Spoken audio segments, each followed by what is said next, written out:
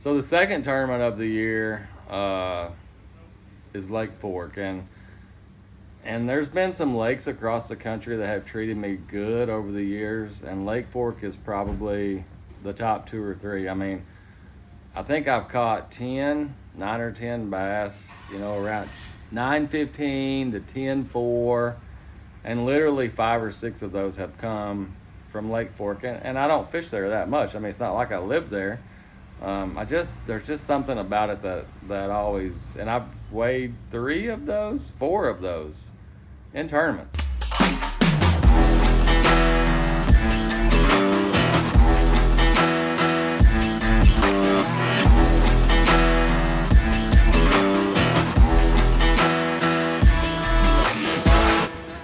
And to know that we're going to go there when we're going there, good night. I mean, like, they are going, when I say they, hopefully we're going to catch them. There's going to be a lot of big bags weighed in. It really depends. I really think if we hit it in the pre-spawn more so than the spawn, you're going to see some giant bags. I feel like if a lot of them get up there spawning, they're not as easy to catch as they are out there in that pre-spawn, and they're not grouped up. They kind of scatter out and becomes a sight fishing deal, and there's a lot of them big ones that spawn that you really never even see. So yeah, I think it's going to be, the weights are going to be crazy. I wouldn't shy away from half of the top 10 or more having over 100 pounds. There will be a 10-pounder caught. There will probably be several of them caught. So it's just a lake that got a lot of history. Not a lot of tournaments, but just, it's not a big lake. So anyway, I'll show you that. Let's jump on ActiveCaptain here, and I'll kind of give you a rundown of how it plays out. So looking at Lake Fork, it's kind of different than Toledo. Toledo's long and it's giant, and it's a super big body of water. Lake Fork not so big, but it kind of fishes big, just because of all the cuts and the creeks. And this is a lake that anywhere on the lake you can catch the fish of a lifetime. 8-pounder, 9-pounder, 10, 11, 12, whatever you want to try to catch. But I don't know the names of this. This is what I call the east arm and then the west arm. If we hit it in the pre-spawn, which I really don't know yet because we haven't started practice, a lot of this lower end, stuff like that's probably where you're going to see a majority of the guys. We get in the spawn, it's going to open the entire lake up. But some of the things that I think that a guy would probably look for, or I'm going to mess with, is a lot of these ditches coming in. There's a lot of standing timber, and it's different. There's some, like, I live on a lake that has a lot of standing timber, and the bass really, they don't use it a lot.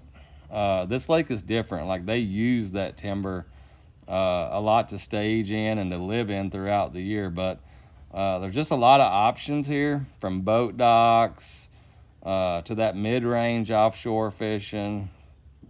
There's just a lot of stuff, and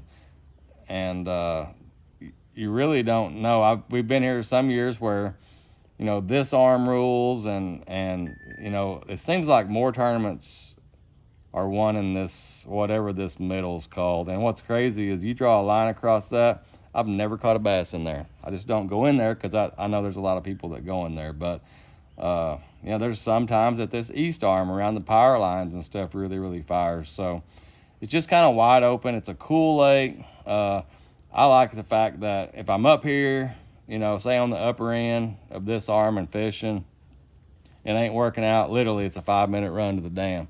So you can move around a lot, and it's a pattern lake. You can fish it just like any other pattern lake. But big weights, big fish, one of my favorite lakes in the country. So we just wrapped up practice for Lake Fork, and to go back, this is the second tournament. The first tournament, you guys watched, I just guessed wrong. And this is almost like the exact same thing's happening. I mean, the weather, everything is just pulling at me to go to the bank. And it's not that I don't want to be out there live scoping or anything like that. I feel like I'm pretty good at it, honestly. It's just, they're just like warming. I've seen some on bed. I've seen some big ones swim around up there. And I've caught some really nice fish this week, just cruising down the bank. But you know, there's a few of them that are locked on, but there's a lot of them up there that are trying to get there. The problem is the front. You know, it's just, you don't know what it's going to do to them. And I don't know if I learned my lesson at Toledo, but really I kind of have the same plan on this one. I want to go shallow, or at least start shallow, and I got a couple I feel like I can catch pretty quick that are spawning, and then just move around and kind of feel it out, you know. But I will tell you this, the weights at Toledo were crazy. I really think this is going to be better. I think they're going to catch them better. I think you're going to see a lot of guys. I think you're going to see several guys go over 100. I think there's going to be some 10-pounders caught, maybe even bigger than that. I've heard rumors of a 12 being caught in practice. So, you know, just the same scenario. Water temperatures in the upper 50s. A lot of them are still pre-spawn, but there's a decent group that's making a push towards the bank. Lake Fork recap, post-tournament recap. If you watched the Toledo Bend recap, it was really a lot similar to that one. Got fooled in practice, caught some, it was different in this way. At Toledo, I really never caught great big ones in practice. I saw some, I caught one, you know, a couple of nice ones, but Fork was different. You know, looking back, I don't know that I had a practice day under 25 pounds, fishing shallow. And I didn't have a 30 to, you know, like a mid-range. I don't know that I had 30, but I had 25 to 30 every day, fishing shallow. And here's what happened. Going down the bank, you know, a lot of these males were up there, but these females were just kind of cruising. The weather was warming up, and these females were cruising, and they were biting. What happened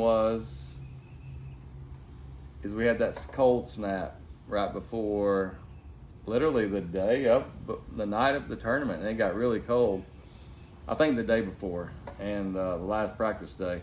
We get this cold snap, and I had kind of guessed that a lot of these great big ones were going to go ahead and move up there. They're already there, but what happened was they didn't.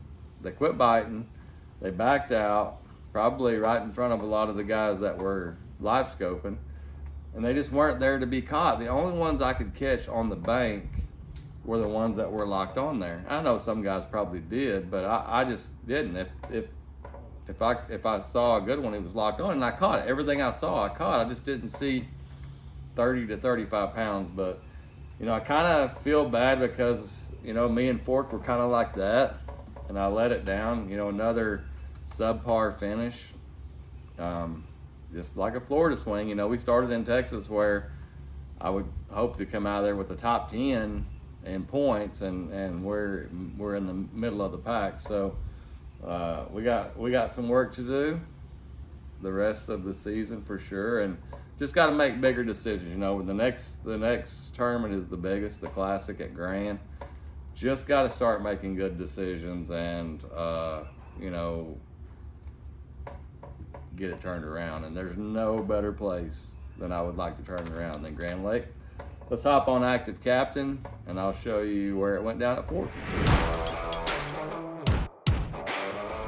So, you know, like I said before the tournament, before practice, this whole lake typically plays, and I kind of feel like it did more so than Toledo Bend. I don't know the exact areas, you know, that a lot of the guys caught them.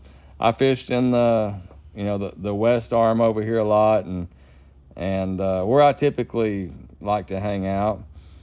And I didn't see a lot of the guys that really caught them. So it makes me feel like, you know, like this section, this bottom section, where these deeper drains and stuff were, it was another it was a repeat of Toledo Bend, you know, just live scoping these drains and tops of trees. And, you know, I watched some live when it wrapped up, and it was pretty cool to watch these guys. You know, I didn't watch it the first day, but you hear about it. You know, I feel like a lot of these guys started in these drains, and by the end of the tournament, there was a lot of guys, they just followed these fish back. I don't know that they ever got up on the bank, you know, the vast majority of them, but they literally started out here, and by the end of the tournament, you know, they're fishing a lot further back, which just shows you how much they moved over a few days. Yeah, but typical thing, jerk baits, sonar minnow. That's what ruled the roost at Lake Fork.